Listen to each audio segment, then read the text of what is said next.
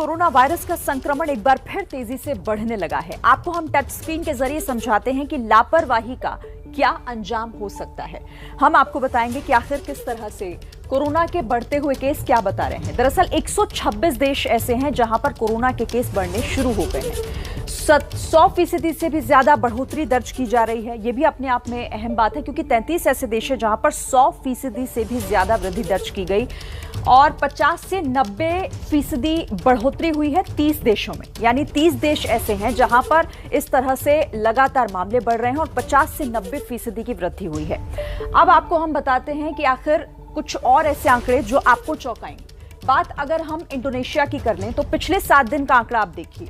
यहां पर 3.09 लाख केस पिछले 7 दिन में दर्ज किए गए थे, लेकिन इसके बाद पिछले हफ्ते 2.14 लाख यानी 2,14,000 केस पिछले हफ्ते ही दर्ज किए गए हैं। यानी 44% आंकड़े बढ़े हैं। और बात अब मैं अगर इंग्लैंड की करूं तो इंग्लैंड का भी आप देखिए। इंग्लैंड में पिछले 7 दिनों में जो आंकड़ा वो 2,59,000 केसेस पिछले 7 दिन में दर्ज किए गए, लेकिन पिछले हफ्ते 1,94,000 केस दर्ज किए गए हैं और सीधे तौर पर यहां पर 33% केस बढ़े हैं।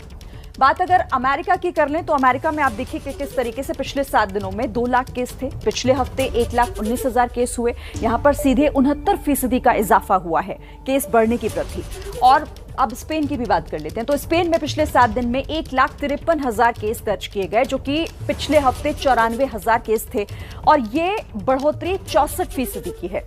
इस तरह से यहां केस बढ़े। स्पेन के बाद अब नीदरलैंड्स की बात कर लेते हैं तो पिछले 7 दिन में 64,000 केस यहां पर दर्ज किए गए और पिछले हफ्ते 16,000 केस यहां पर आए हैं। यानी ये करीब जो 299% का इजाफा यहां पर, यानी वृद्धि है केस बढ़ने की जो दर्ज की गई है। तो ये बता रहे हैं कि कैसे अब बाकी देशों में जो ये खतरे की घंटी है, जिस तरह से केसेस बढ़ रहे हैं, उसे समझते